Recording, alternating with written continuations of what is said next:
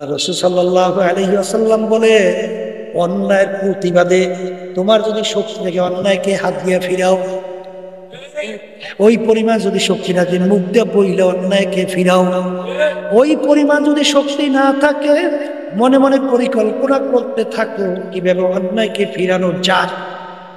শেষের অবস্থা কিভাবে অন্যায়কে ফিরানো যায়। আল্লাহ রাসূল সাল্লাল্লাহু আলাইহি ওয়াসাল্লাম বলে, ঈমানের দুর্বল অবস্থা। এইটা কি অবস্থা? কিসের দুর্বল? আবার বলেন। এটা কিন্তু ঈমানের সাথে সম্পৃক্ত। বসে বসে পেট ডলে আর ভেসতে চাইবে, এর শিখাইছে কে? আল্লাহ রাসূল সাল্লাল্লাহু আলাইহি ওয়াসাল্লামের প্রতিবাদ। এক আল্লাহর ঘরে ঈমান আনার কথা বলতে যাই, তার দান মুবারক শহীদ হয়ে গেছে, তার মাথা মুবারক হেলমেট ভেঙে ঢুকে পড়ছে, তার শরীর মুবারকে রক্ত মুবারক বের হইয়া জুতা মুবারক আটকে গেছে। তোর বেশি দেখা বুজুর্গি কি নেহি হামকো জরুরত, বুজুর্গি কি নেহি হামকো জরুরত, গোলাম আপনা বানালে আয়ে খোদায়া। উহুদের ময়দান আমি যখন মদিনা শরীফ গেলাম, আল্লাহ রাসূল সাল্লাল্লাহু আলাইহি ওয়াসাল্লাম এমন আক্রমণ হয়েছে, আল্লাহ নবী সাল্লাল্লাহু আলাইহি ওয়াসাল্লাম দাঁড়াই থাকতে পারে না, জমিনে পড়ে গেছে। আল্লাহু আকবার। শয়তান ঘোষণা করাই দিয়েছে, কুতিলা মুহাম্মদ নাউযুবিল্লাহি মিন যালিক। আল্লাহ রাসূল সাল্লাল্লাহু আলাইহি ওয়াসাল্লাম দুনিয়াতে নাই। সাহাবায়ে কেরাম আল্লাহ নবীকে ওই যে পাহাড়ের গর্তের ভিতরে যে রাখছিল, আমি পাহাড়ের কাছে লইয়া সেই গর্তটা কাছে দেখে আসছি। আর পেট ডলে আর ভেসতে যাওয়ার স্বপ্ন দেখে, এত শক্তি। তাহলে আল্লাহ রাব্বুল আলামিন শর্ত লাগাইছেন, ওয়ালা নাবলুওয়ান্নাকুম, অবশ্যই আমি পরীক্ষা করব। পরীক্ষা পাস না করতে কেউ বেহেশতে ঢুকতে পারবে না। কি নবীরা পর্যন্ত এক পর্যায়ে দুই হাত মালিকের দরবারে উঠাইয়া, মাতা নাসরুল্লাহ, হে আমার মালিক তোমার সাহায্য কোথায়? এই অবস্থায় না করে বেহেশতে ধুইকে গেল। তাহলে এই হাদিস কি করবে? এই হাদিসের অর্থ কি করবে? আমার মালিক কি তোমার আমার নামাজের পাগল নাকি, না রোজার পাগল? আল্লাহ আমাকে বানাইছে শুধু নামাজের জন্য না শুধু রোজার জন্য? মালিক বানাইছে তার হুকুম অনুযায়ী চলার জন্য। এই কথা ঠিক না? ঠিক। কলমের রোগ 10টা, উল্লেখযোগ্য কয়টা? আবার 1 নম্বর তাকাব্বুরি। অর্থ কি? আমি নিজে বড়, আমি ভালো, আমি পীরের দিক থেকে বড়, আমি মুফতির দিক থেকে বড়, আমি টাকা পয়সার দিক থেকে বড়, আমি বংশের দিক থেকে বড়, আমি শিক্ষার দিক থেকে বড়, আমি জ্ঞানের দিক থেকে বড়, আমি মাতুব্বরের দিক থেকে বড়। হাদিসের ভিতরে আছে, যার মধ্যে যারা পরিমাণ তাকাব্বুরি থাকবে, আল্লাহ রাসূল বলেন সে বেহেশতের ঘেরানো পাবে না। ঘেরান পাইবে না। আমি বড়, আমি ভালো, এইটা বলার শক্তি দুনিয়ার কোন মানুষের আছে? গুনাহগার ছাড়া কোনো মানুষ আছে? কম তো কেউ আছেন নাই গুনাহগার আছে। যদি কেউ বলে আমি গুনাহ করি নাই, ওটা মিথ্যু। তাহলে আল্লাহ রাসূল সাল্লাল্লাহু আলাইহি ওয়াসাল্লাম কি বলছেন? কুল্লুকুম খাত্তাউন, তোমরা সবাই গুনাহগার, গুনাহগার ছাড়া কেউ নাই।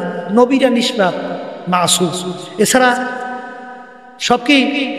আবার একটু কম, কি সব গুনাহগার? কোনো গুনাহগার না। আচ্ছা, গুনাহ যে আপনার আমার মাফ হয়ে গেছে, এরকম সার্টিফিকেট কে পাইছে? আর তো আছে কম। তাহলে একটা গুনার বিনিময়ে জাহান্নামের শিকল হাতে পায়ে লাগতে পারে? আসতে কয় পারে।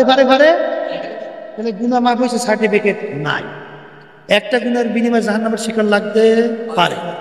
আমি ভালো, এই যে বলার শক্তি আছে কার? আছে। বড় পীর আব্দুল কাদের জিলানী রাহমাতুল্লাহি আলাইহি রাস্তা দিয়ে যাইতে আছে, পথের মধ্যে একটা কুকুরের জবান পড়ে গেছে। কুকুর ডাক দিয়ে বলেন, বড় পীর সাহেব বলেন, আপনি ভালো না আমি কুকুর ভালো? কি প্রশ্ন করছে? হুজুর আপনি ভালো না আপনি আমি ভালো? এখন বড় বিশ্বে হুজুর চিন্তা করে যদি বলে কুকুর আমি ভালো তুই খাবো, তাহলে তো আমার ভিতরে আনা নিয়ে চলে আসবে। কি আসবে? আবার কন আবার কন। এই ইবলিস শয়তানের নাম শুনছেন না? হাজার হাজার বছর লক্ষ লক্ষ বছর ইবাদত করছে না, কিন্তু একটা রোগ ছিল, আনা খায়রুম মিনহু খালাকতানি মিন নার ওয়া খালাকতাহু মিন তিন। আমি আদমের চেয়ে ভালো।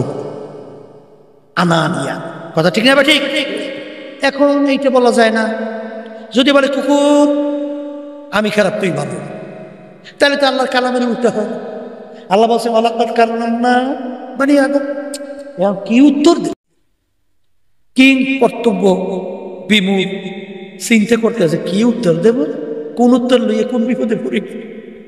আল্লাহ রাব্বুল আলামিন প্রশ্নের উত্তর তার কলমের ভিতরে আল্লাহ তৈরি করে দিচ্ছে। সুবহানাল্লাহ। বড় বিশ্বাবুজুর ডাক দেব কুকুর শোন, কিয়ামতের ময়দানে আমার মালিক আমার আল্লাহ যদি আমাকে মাফ কইরা দেয়, ও কুকুর তোর চেয়ে আমি অনেক ভালো, তোর বেহেশত নাই তোর জাহান্নাম নাই। আর কিয়ামতের ময়দানে আমার মালিক যদি আমাকে মাফ না করে, ও কুকুর তোর জন্য কোনো জাহান্নামের কোনো হুকুম নাই, কিন্তু আমি মানুষ, ওই জাহান্নামে আযাব আমি সহ্য করতে পারবো না। ও কুকুর তুই আমার চেয়ে অনেক ভালো। কি তাহলে কবর যাইয়ে মাপ পাওয়ার আগ পর্যন্ত নিজেকে নিজে একটা শুয়ার এসে ভালো মনে করা যায়?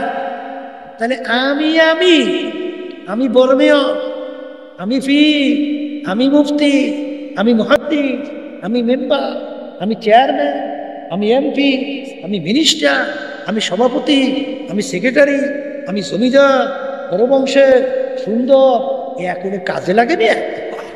মনে কর এটা ভিটা থেকে দূর করে লাগবে। এটা একটা কলমের রোগ। কি রোগ? আর একটা রোগের নাম হলো হিংসা। হিংসা কাকে বলে? বড় উন্নতি দেখা সহ্য করতে না পারা। বড় উন্নতি দেখা সহ্য করতে না পারা।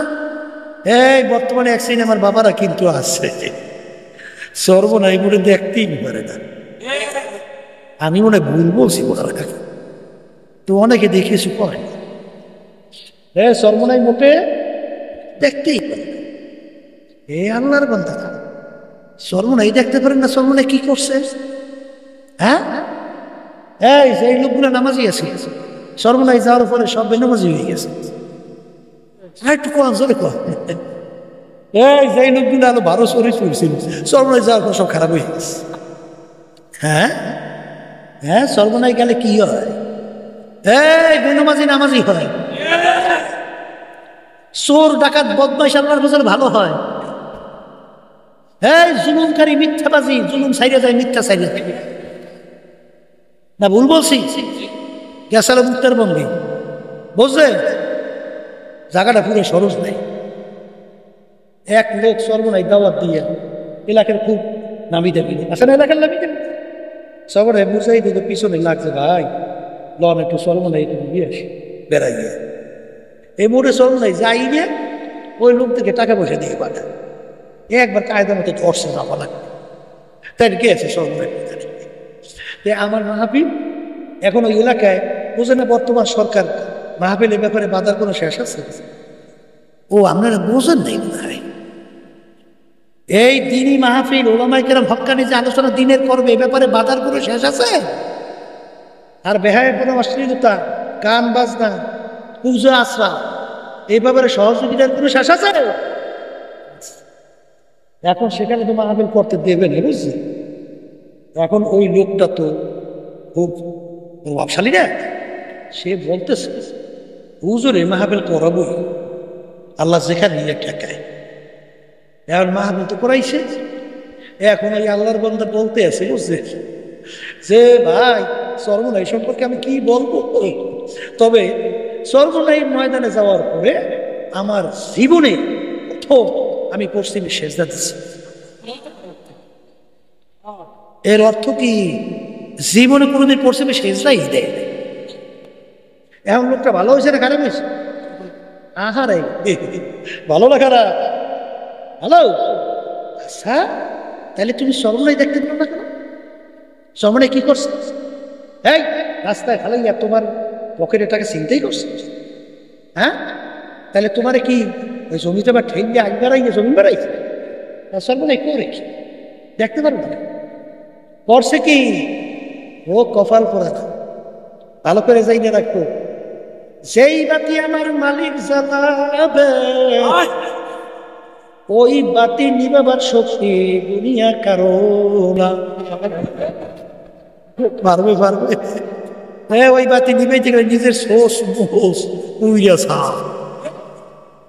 তোমার ভিতরে যদি হিংসা থাকে, আল্লাহ রাসূল সাল্লাল্লাহু আলাইহি ওয়াসাল্লাম বলে, আল হাসাদু ইয়াকুলুল হাসানাত আমা ইয়াকুলুন নারুল হাতাব আও কামা ক্বালা আলাইহিস সালাতু ওয়াস সালাম।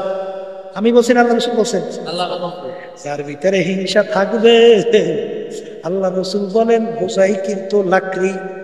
এক পাশ থেকে যদি আগুন ধরাইয়া দাও, আগুনের কাজ কি? লাকড়ি জ্বালাইয়া সব ছাই। যার ভিতরে হিংসা থাকবে, আল্লাহ রাসূল বলেন, তার সমস্ত নেকিগুলো হিংসার আগুনে জ্বালাইয়া এরকম আমল নামা নেকি মুক্ত কইরা ফেলবে। নেকি সব শেষ। আমি বলছি না, আল্লাহ রাসূল সাল্লাল্লাহু আলাইহি ওয়াসাল্লাম বলছেন। এখন আমার বাচ্চাদেরকে বলবো, এখন হিংসা করিয়া লাভ কে আর হইল? আর ক্ষতি হইল কার? ক্ষতি তোমার নিজের হইছে, কথা কয় না? এরপর আমার ভাইদেরকে বলবো, পর্দারে মামুন বাজারে শুনতেছেন, আমরা মানুষ না? আস্তে করে আমাদের ভুল ত্রুটি থাকতে পারে না? আব্বা যারা বলতেন, আমরাও বলি যে বাজার, যারা মাঠে ময়দানে কাজ করে তাদেরও তো ভুল হয়। আস্তে আস্তে যে কাজ না করে নাকি তৈল দিয়ে ঘুমায়, এর আবার ভুলটা কি? কাজ নাই, পেট ডলে, নাকি তৈল দিয়ে ঘুমায়, আমার ভুলটা কি? আর যে মাঠে ময়দানে নামছে কাজ করে, তারই তো ভুল। কারবার ভুল হইলে আপনার আমার দায়িত্ব কি? আপনার আমার দায়িত্ব কোরআনের হাদিস অনুযায়ী ভুল ধরে গেল, যে এটা কিন্তু কোরআনের হাদিস দৃষ্টিতে ভুল। ঠিক, এরপরে যদি কোরআন হাদিসের দৃষ্টিতে ভুল হয় আর আমরা যদি সংশোধন না হই, তখন আমি মাইক একটা না 1000 লাগাইয়া সঙ্গে বিরুদ্ধে লাগিয়ে। এই কথা ভুল কইছি না ঠিক কইছি? আর যদি ভুল না হবে, আচ্ছা, আজকে বাংলাদেশের অবস্থা কিন্তু অত্যন্ত ভয়াবহ। ইসলামের অবস্থা কিন্তু 12টা বাজে। মুসলমানদের অস্তিত্ব কিন্তু বিলীনের পথে। আজকে শিক্ষা সিলেবাস সহ মুসলমান ভবিষ্যৎ প্রজন্ম আমাদের বাচ্চাদেরকে নাস্তিক বানানো বিভিন্ন প্রক্রিয়া চলছে। এই অবস্থায় বই বই তার খোসাখুসি করে নিজেদের ভিতরে ডিভাইডেড তৈরি করে এদি বাতিল নাস্তিকদের সহযোগিতা হয়। কথা ঠিক না? ঠিক। এই ছিল আমার বাসামদেরকে বলবো, পর্দা আলেন আপনারা তারা শুনতেছেন, সর্বদাই আমরা কাজ করতেছি ইসলামের পক্ষে, দিনের পক্ষে, মানবতার পক্ষে। ভুল ত্রুটি হইলে আল্লাহর হস্তে অনুরোধ করতেছি, জানাইয়া দেন।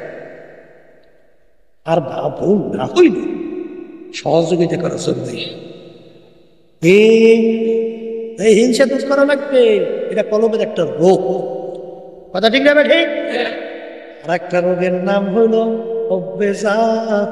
মাল। মালের মোহাব্বত, সম্মানের মোহাব্বত, পদের মোহাব্বত, এক কথায় দুনিয়ার মোহাব্বত। আল্লাহ রাসূল সাল্লাল্লাহু আলাইহি ওয়াসাল্লাম বলেন, এই হুব্বুদ দুনিয়া রাসু কুল্লি খতিয়াতিন, সমস্ত গুনার মূলই হলো এই দুনিয়ার মোহ, এই দুনিয়ার মোহাব্বত। আমি বলছি আল্লাহ রাসূল সাল্লাল্লাহু আলাইহি ওয়াসাল্লাম বলছেন, কেমনি এখনই বুঝবেন। এক শ্রেণী আমার বাবারা আছে, দল করে। কি করে?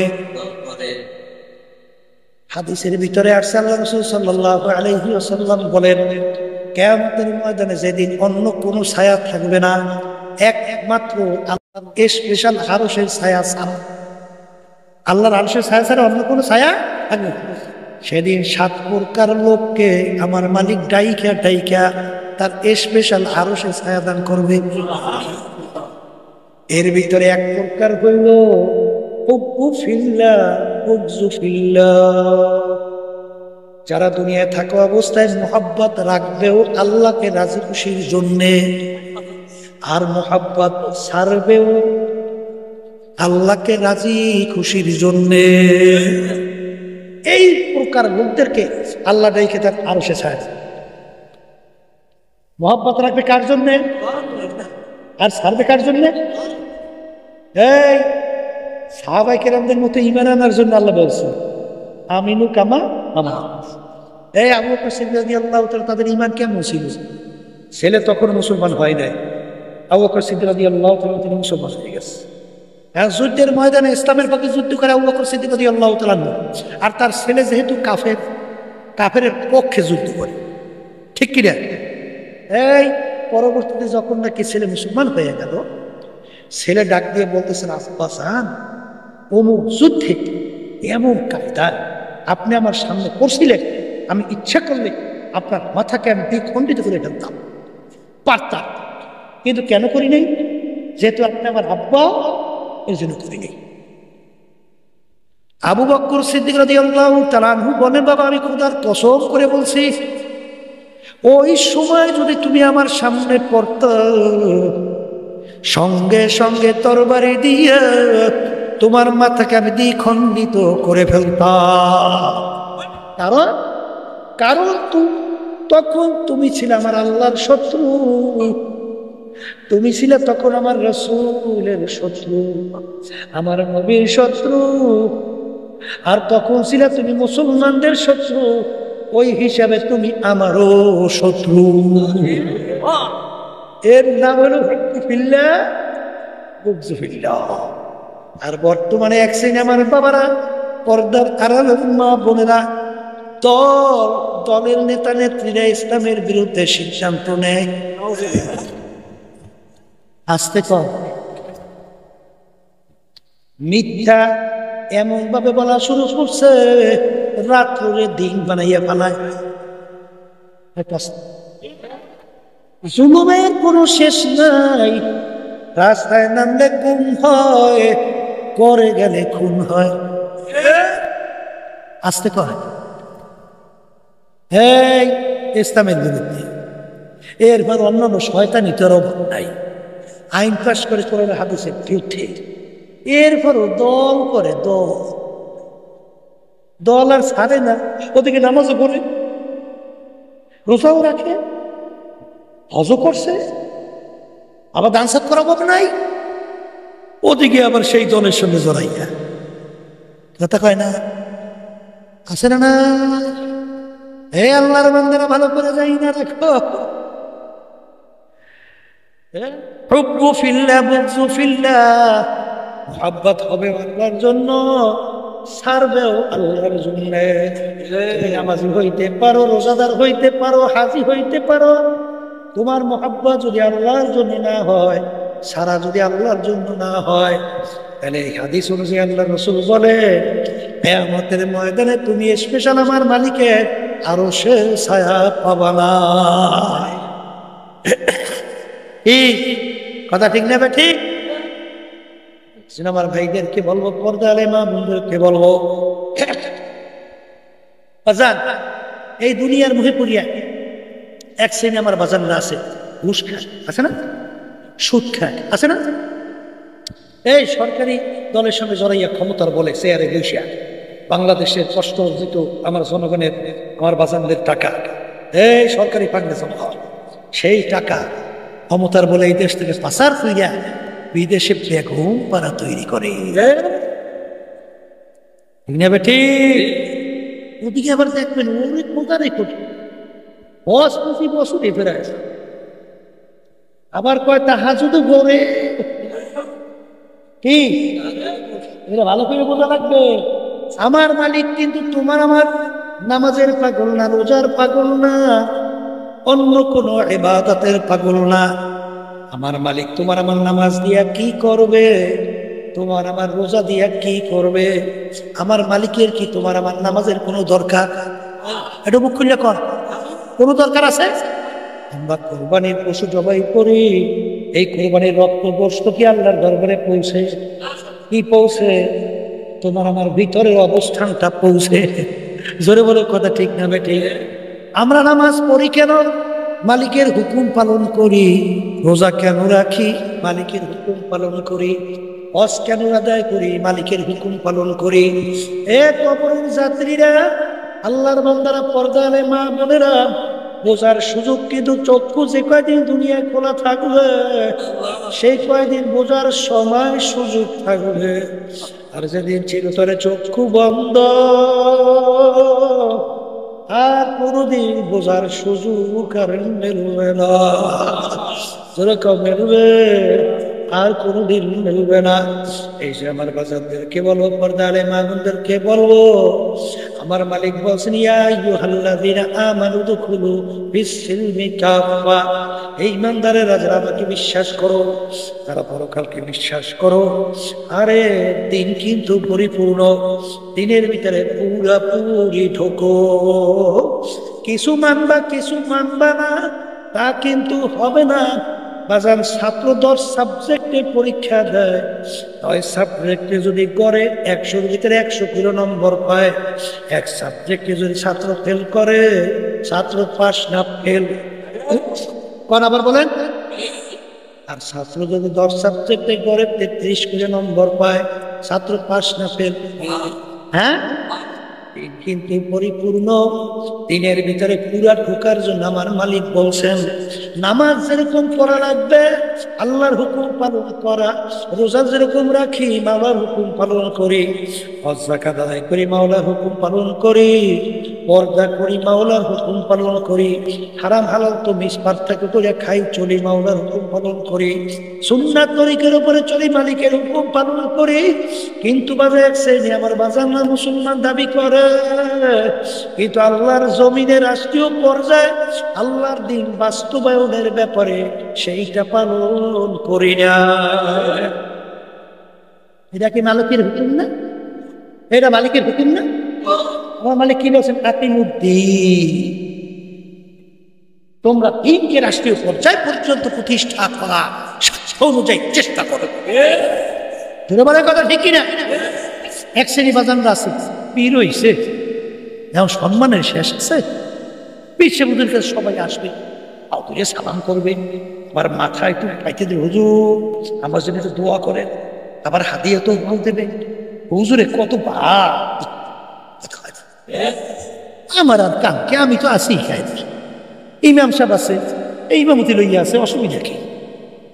এই মুহাদ্দিস সাহেবের আছে, আমরা হাদিস পড়াইতেই তো আছে, দরকার কি? কিন্তু ওই হাদিস কি করবো?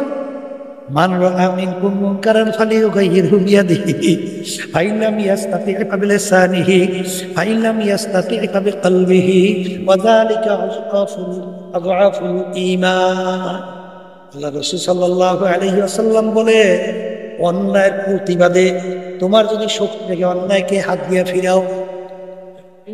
ওই পরিমাণ যদি শক্তি না থাকে, মুখ দিয়ে বইলে অন্যায়কে ফিরাও।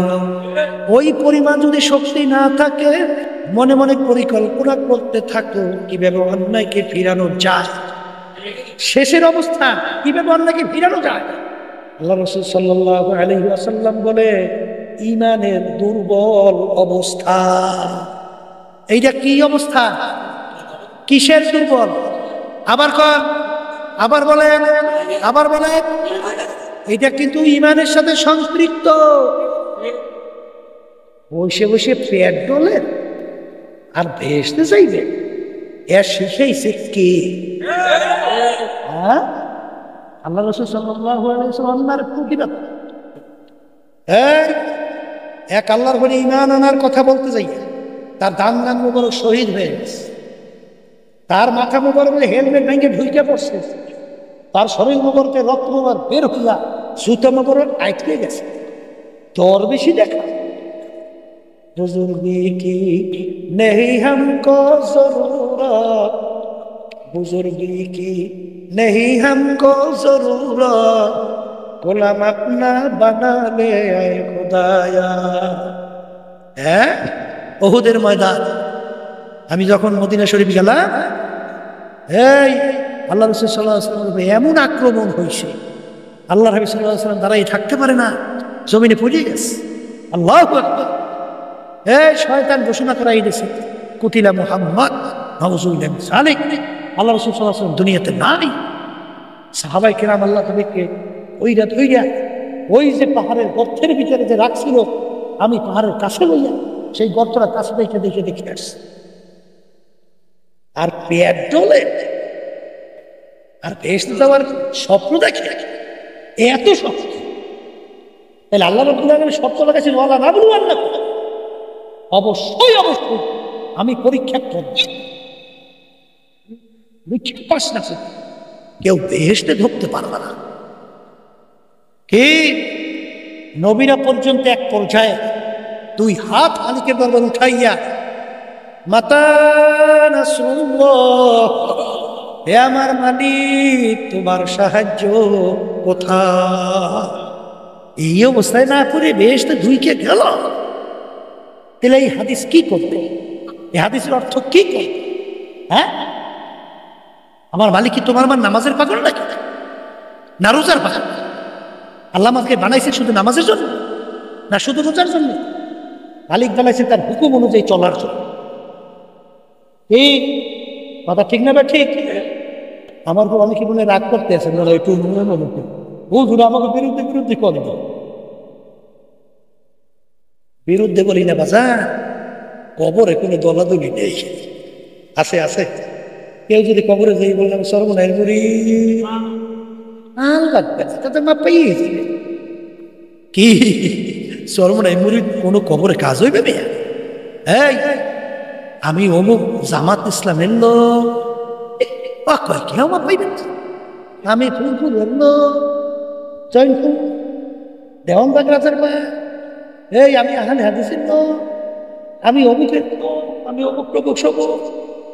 এখন করেছে কবরে নাই। কবরে কিন্তু প্রশ্ন তিনটা। কয়টা? এক নম্বর মান রব্বুকা, দুই নম্বর আমার দীনুকা, তিন নম্বর আমার নাবিয়ুকা। এই তিন প্রশ্নের ভিতরে কোথায় পাইছে তুমি সর্বনাই? কিনা উত্তর দাও। তুমি সর্বনাই কিনে উত্তর দাও, এই প্রশ্নে আছে? তুমি জামাত ইসলাম কিনে উত্তর দাও। এই তুমি আহলে হাদিস না, লামা যাবি না, কি একটু উত্তর দাও। তুমি ফুরফুরা না, জয়নপুর না, লাদার দেওয়ানবাগ না, অমুক তমুক সবুক উত্তর দাও। আছে কোনো পরিচয়? এক কবরের যাত্রী কেউ রাগ করে না বাজা, বোঝার চেষ্টা করেন। আল্লাহ রাসূল সাল্লাল্লাহু আলাইহি ওয়াসাল্লাম দুনিয়া থাকা অবস্থায় তার কলিজার টুকরা সন্তান ফাতেমা রাদিয়াল্লাহু তাআলা আনহা, নাম শুনছেন? আল্লাহ রাসূলের মেয়ের নাম শুনছেন? কে আঙ্গুল দিয়ে ইঙ্গিত করে বলছিলেন, ইয়া ফাতেমা তুআনকিজি নাফসাকা মিনান নার, হে ফাতেমা দুনিয়া থাকা অবস্থায় নিজে আমল করো, জাহান্নামের আগুন থেকে বাঁচো, এরপরে অন্ধকার কবরে যাইয়া শো।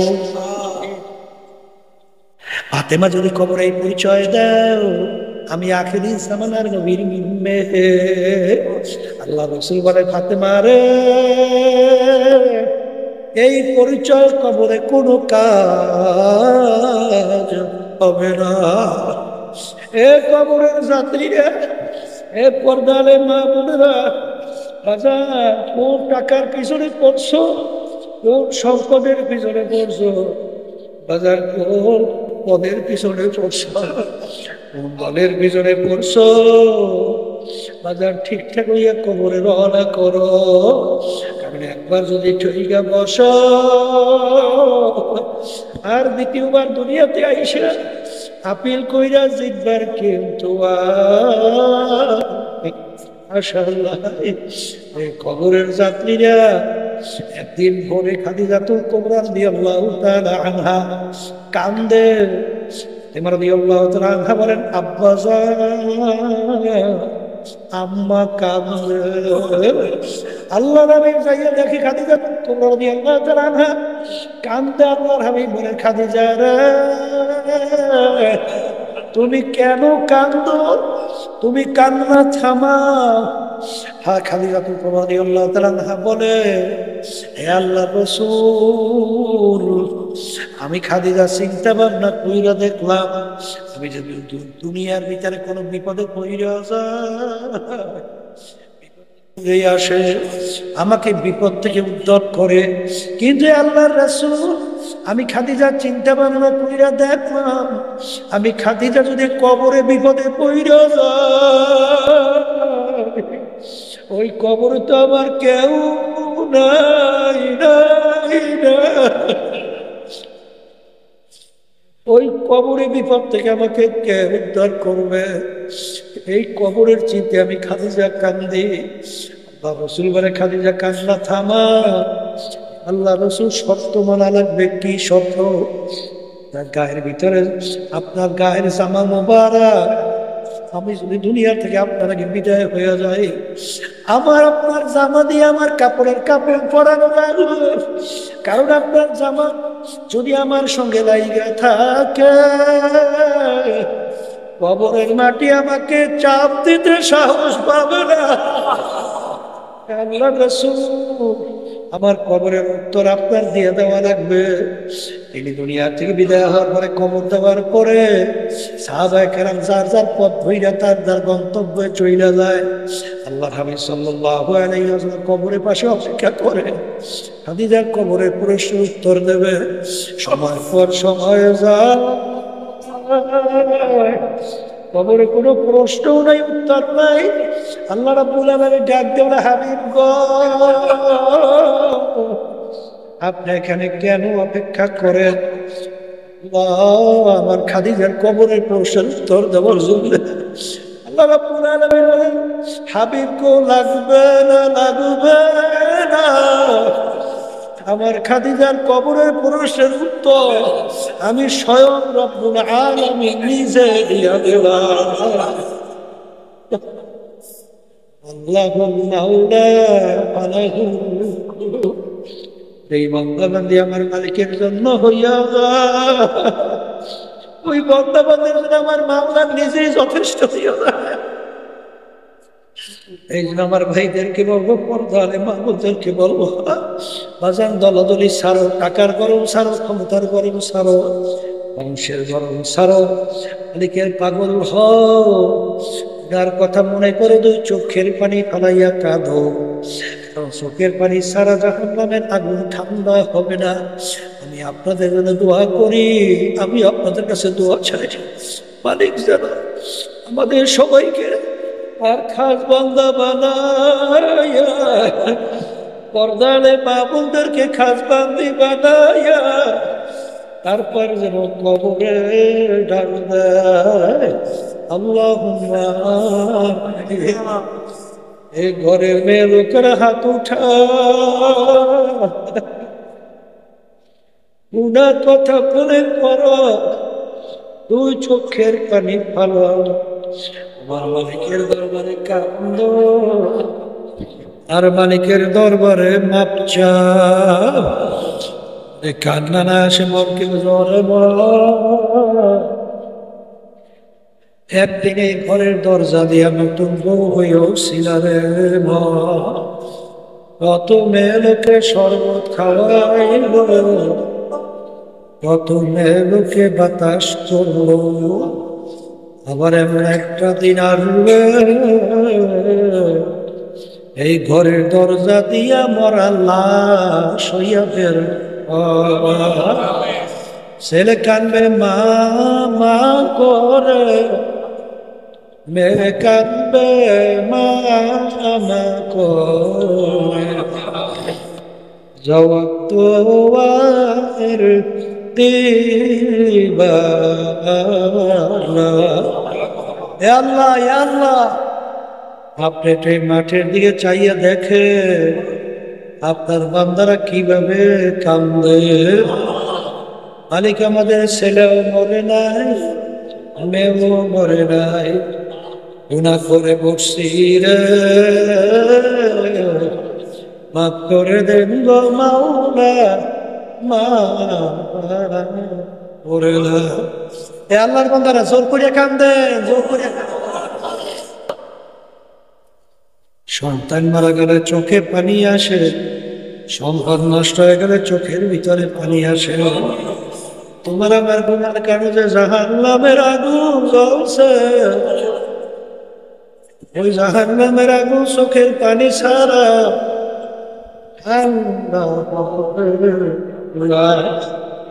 আল্লাহ যাদের মাহফিল হইল, যারা মাহফিল হইল চেষ্টাকে আপনি সাহায্য করো। আমরা যারা মাহফিলে উপস্থিত হয়ে গেলাম, সবাই উপরে আমাদের খাস মেহেরবানি নাযিল করেন আল্লাহ। আল্লাহ আমাদের আম্মা আব্বা দাদা দাদু আত্মীয় স্বজন যারা এই অন্ধকার কবরে শুয়ে রয়েছে,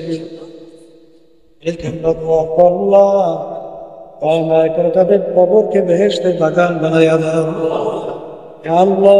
মাহফিলকে হেদায়েতের জরিয়া বানাইয়া দাও আল্লাহ। কে কোন নিয়তে হাত তুলছে জানি না, আমাদের সবাই দিলে নেক মাকসাদ পুরা করে দেন।